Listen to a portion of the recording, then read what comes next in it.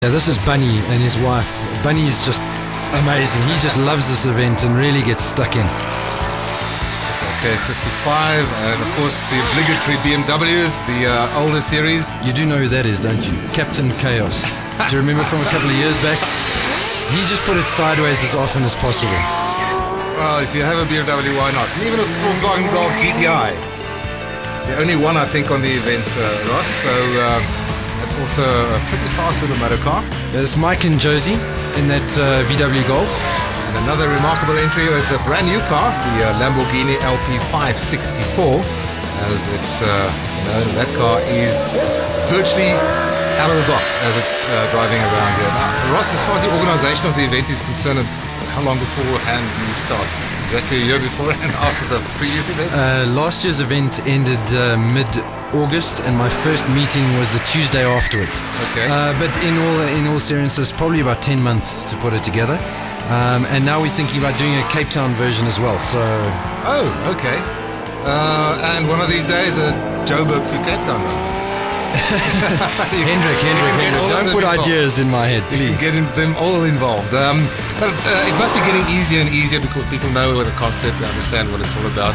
I think it's easier for the guys who've entered before because they get a feel for the questions and how to achieve. And I've always said that any person that comes on the event for the first time, I'll give them their money back if they win it, because I think it's virtually impossible to win it first time out.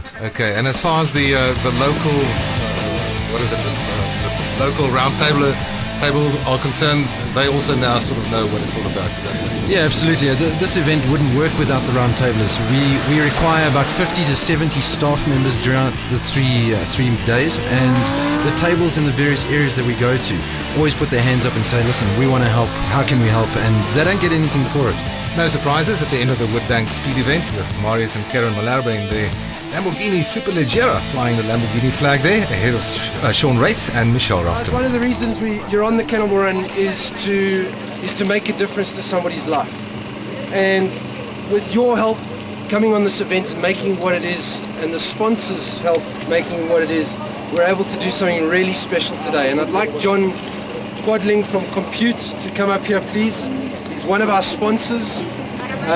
John's company has donated over 200,000 rands worth of computer equipment and software to the 3 homes that are here.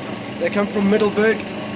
They've already been installed. They were installed this week. Computers, software, networking, the whole 9 yards. And John's company with his team have made this possible. And just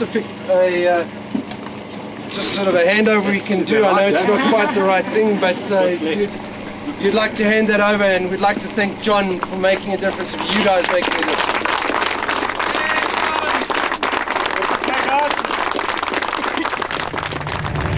Then turn left onto the N4. Okay, so we're going to hit the N4 again.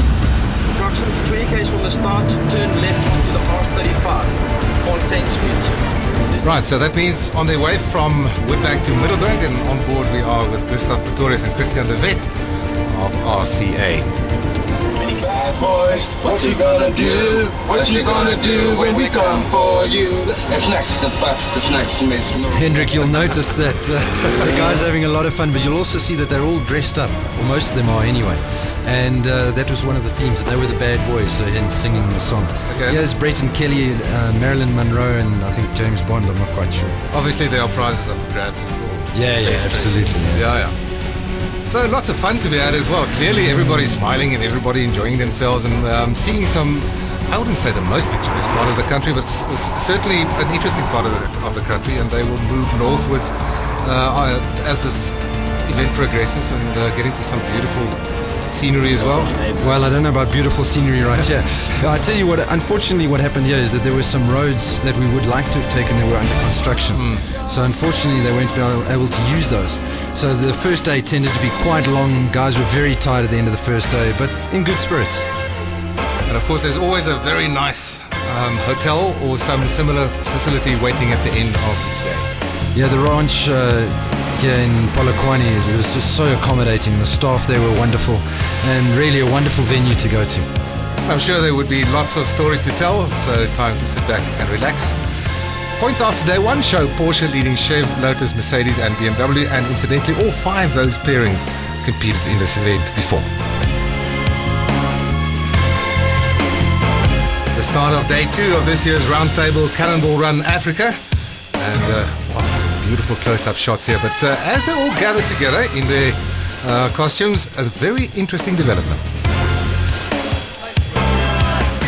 Anybody other than the driver, co-drivers and extras, I want you to follow Peter. He's taking you through to the ops room and you will get your instructions. Please make sure that you've got your cell phones with you.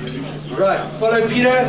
What I need you to do is I need you to hand in your cell phones, switch them off, and hand them in to Claire.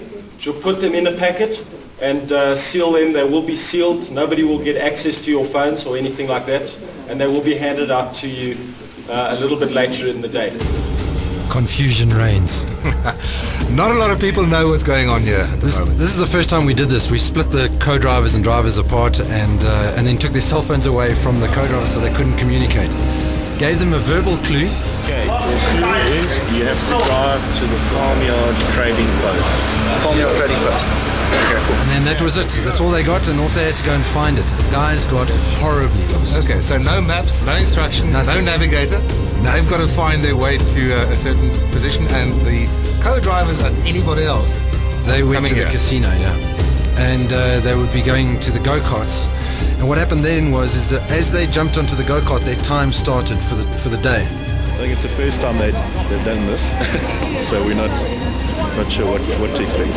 Exciting that you guys set up. Yeah, interesting.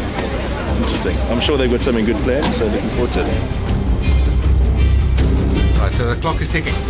It is, once they get into the carts, the five at a time, their time starts for the day. And then once they finish, they get their cell phones back. They then have to phone their co-driver, who've now gone off to another position, who would then have to come to the casino, find the casino, and pick up their co-driver. Okay. Look, they're not the fastest go-karts in the world, but the theory was there. And close to an accident there. Somebody else squeezes somebody else into the corner. Fortunately, these carts are very, very safe. As you can see, they're designed for maximum protection. But a lot of people don't realize how much fun a kart is until they actually get into it. Yeah, absolutely. The only problem is when I was doing the route planning on this and we came to test it, my wife beat me in it. So I don't think it's that fun, actually. Okay. You can drop the long face now. That's Rob Skay. He's one of the past chairman of Roundtable, Sandown 150. And he's back with Captain Chaos this year. Quite a lot of spectators there. They all enjoy it, of course, until it's their turn. Yeah, it was awesome going around the track. Could have just feel it a bit in the beginning, and then it turned out quite lekker. It was an awesome ride. Back to the drivers now at the trading post in Polokwane. In car we are with Greg Parton, this beautiful 1968 Chevy Camaro. Hello. Can I have your geometry reading, please? It's 602 miles. Yeah, the guys are waiting for their co-drivers to phone them and say, yeah, we're here, come and fetch us. Ja, ek het gehoor en al dinge net voel ek maar. Okay, so finally they will be reunited, drivers and navigators. These are still waiting to complete their task and then call their driver. Hendrik, you won't believe it, but there was a rumor going out that on this day we'd be heading out to Zanin. So what happens was when the guys got the verbal clue, they didn't even start looking for it. They started heading straight out to Zanin, which was 100 kilometers in the wrong direction. Hence, a few people were a little late picking up in their co-drivers. You should never listen to rumors. Eh? No. Never make assumptions. You know what happens when you make assumptions. So these guys continued circulating. Yeah, 5 laps, and then phone their buddy and get collected. There's Sean from LSC going around there. Yesterday we drove from Kyalami all the way to Petersburg. It was quite long and draining, not really fun, but today is tons of fun, doing a little bit of go-karting and yeah, having fun. Okay, so the next section of the day, basically moving from Polokwane towards Zanin. That's the beautiful part of the country.